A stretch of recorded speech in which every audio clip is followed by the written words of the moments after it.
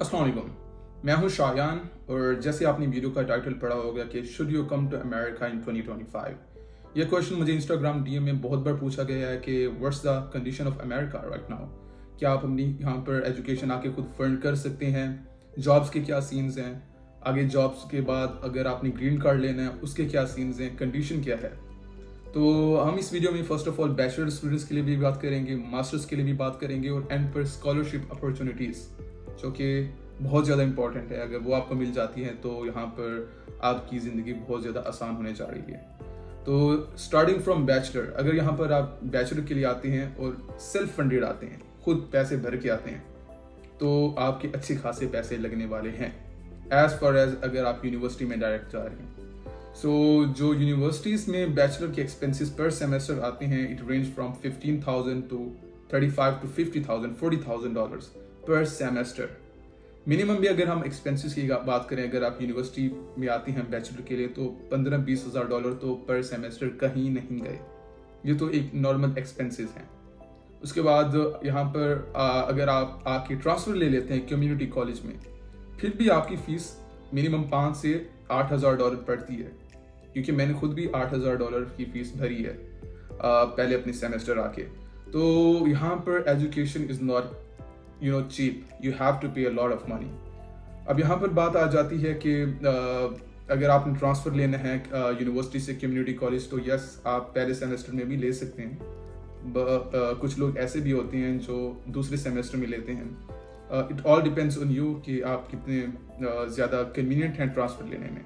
अगर आप यूनिवर्सिटी में पढ़ना चाहते हैं, अगर आप if you belong from a very very good family और फाइनेंशियली आप बहुत ज़्यादा स्टेबल हैं, yes keep studying in university.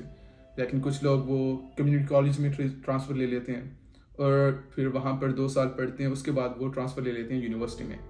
Now community college की फ़ीस भी मिनिमम 6 से 8 हज़ार डॉलर है। How you gonna fund the education? अगर आप यहाँ पर ऑन कैंपस जॉब करते हैं, जो कि आपको लीगली अलाउड होता है 20 hours a week you can work on campus. 20 hours में आपकी जो आवरली रेट यहाँ पर आपको पे किया जाता है वो $14 to $15 पर आवर है। अगर आप 20 आवर्स पर वीक भी काम करें, monthly what you can make is $1,000 to $1,200 per month. अगर आप 1,000 से 1,200 पर मंथ बना रही हैं तो you are not able to fund your education. घर से तो आपको फिर पैसे मंगाने पड़ेंगे। बेयरली आप यहाँ पर अपने लिविंग एक्सपेंस करेंगे, क्योंकि अगर यहाँ पर आप अपार्टमेंट लेते हैं, रेंट करते हैं, तो $600-700 वहाँ पर आपको लग जाएगा। उसके बाद आपकी ग्रॉसरीज हैं, आपके ट्रैवलिंग है, आपके बहुत सारे और एक्सपेंसेस आ जाते हैं। यस, अगर आप ऑन कैंपस जॉब करते हैं, आप अपने डे टू डे एक्सपेंसेस को मीट कर सकते हैं। यूनिवर्सिटी फ़ी और कॉलेज की fee is going to be a tough challenge for you. Now जो यहाँ पर स्टूडेंट्स करते हैं 80% वो करते हैं ऑफ कैंपस जॉब, जो कि लीगली अलाउड नहीं है, जो कि वो एक तरह से छुप के करते हैं।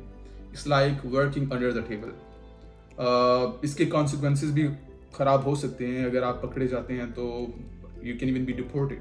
It's like a risk, but 80 to 90% of students जो आते हैं वो ये रिस्क लेते हैं, बिकॉज यहाँ पर आपको एक्सपेंसेस मैनेज करना is very difficult. America is very expensive. आपको कॉलेज की फ़ी भरनी है, आपको यूनिवर्सिटी की फ़ी भरनी है। अब अगर आप ऑफ कैंपस जॉब कर रहे हैं, जो कि बड़ी मुश्किल से मिलती है, तो आप कितने कमा सकते हैं?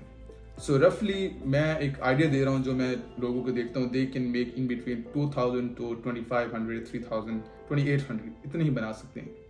इसके साथ आप बड़ी मुश्किल से अपने कम्युनिटी कॉलेज की फ़ीस अफोर्ड कर सकते हैं, यूनिवर्सिटी की फ़ी नहीं कर सकते। It's going to be very very tough for you.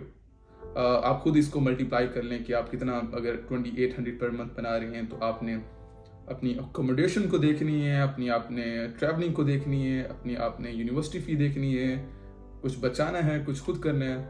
तो it's going to be a tough thing for you अगर आप ऑफ कैंपस जॉब करते हैं और अपनी यूनिवर्सिटी की फ़ी पे करनी है। Yes, if you are going to pay fee for community college, then या आप इजीली मैनेज कर सकते हैं। मेहनत बहुत करनी पड़ेगी आगे, but you can do. But after 2 years आपके लिए फिर एक चैलेंज आ जाएगा कि अब आप यूनिवर्सिटी की फ़ी को कैसे मैनेज करते हैं। तो इसके 1000 रास्ते बन सकते हैं, 1000 अपॉर्चुनिटीज़ कर सकते हैं आप, लीगली या इलीगल, अंडर द टेबल। इसके बाद हम बात करते हैं मास्टर्स स्टूडेंट के लिए। मास्टर्स स्टूडेंट्स को अपॉर्चुनिटी ये होती है कि उनका मास्टर 2 साल के अंदर अंदर उनका मास्टर्स हो जाता है और फिर उनको मिलता है 3 साल का OPT। अब लेकिन जो 2 साल का मास्टर्स है that's going to cost you a lot of money. आपका पर सेमेस्टर सेम आपको 15 से $40,000 तक कॉस्ट कर सकता है, डिपेंडिंग ऑन यूनिवर्सिटी, आप किस यूनिवर्सिटी में जा रहे हैं। उसके बाद अगर आप ऑफ कैंपस जॉब करते हैं या ऑन कैंपस करते हैं, still it's going to be a very very big challenge for you to manage your own expenses. आप किस तरह से अपने एक्सपेंस को मैनेज करते हैं अगर आपको घर से पैसे नहीं आ रहे, तो it's going to be a very big challenge for you. But masters students के लिए अपॉर्चुनिटी होती है कि उनका 2 साल के अंदर मास्टर्स हो जाता है, उसके बाद उनको 3 साल का OPT मिल जाता है कि they can work legally in United states for 3 years जैसे ही उनका मास्टर्स कंप्लीट होता है। तो उसके अंदर उनके H1B वीज़ा के लिए, ग्रीन कार्ड के लिए, EB1 के लिए काफ़ी उनके लिए अपॉर्चुनिटीज़ ओपन हो जाती हैं। इवन आजकल ग्रीन कार्ड के भी सीन्स थोड़े मुश्किल हो गए हैं। अब हम बात करते हैं स्कॉलरशिप्स के लिए। स्कॉलरशिप का ये सीन है कि अगर आप बैचलर के लिए आना चाहते हैं तो you need a very very strong profile. आपके पास सेट का बहुत अच्छा स्कोर होना चाहिए, बहुत अच्छा स्कोर होना चाहिए। आर्ट्स का आपका बहुत अच्छा स्कोर होना चाहिए, को करिकुलर एक्टिविटीज़ होनी चाहिए, और आपकी FSC मैट्रिक में बहुत अच्छे मार्क्स होने चाहिए OA लेवल्स में। उसके बाद आप यूनिवर्सिटीज़ हैं जहाँ पर आप अप्लाई करते हैं और आपको फुली फंडेड स्कॉलरशिप मिल सकती है, but it is very tough. आपकी प्रोफाइल बहुत ज़्यादा स्ट्रॉन्ग होनी चाहिए। ऐसा नहीं है कि you can get a fully funded scholarship with 60-70% marks. You need to be a brilliant in studies and also in co-curricular activities अगर आप यहाँ पर fully funded scholarship लेना चाहते हैं। जहाँ तक मास्टर्स वालों की बात आती है तो यहाँ पर पाकिस्तान में फुल ब्राइट स्कॉलरशिप मास्टर्स वालों को मिलती है और PhD वालों को मिलती है। तो यूनाइटेड स्टेट्स और पाकिस्तान यहाँ पर वो आपको ऑफर करते हैं फुल ब्राइट स्कॉलरशिप, और एवरी ईयर अराउंड 100 से 200 पाकिस्तानी सिलेक्ट होते हैं फुल ब्राइट स्कॉलरशिप के लिए। ऐसे इंडिया भी एक फुल ब्राइट के सिमिलर एक स्कॉलरशिप अनाउंस करता है।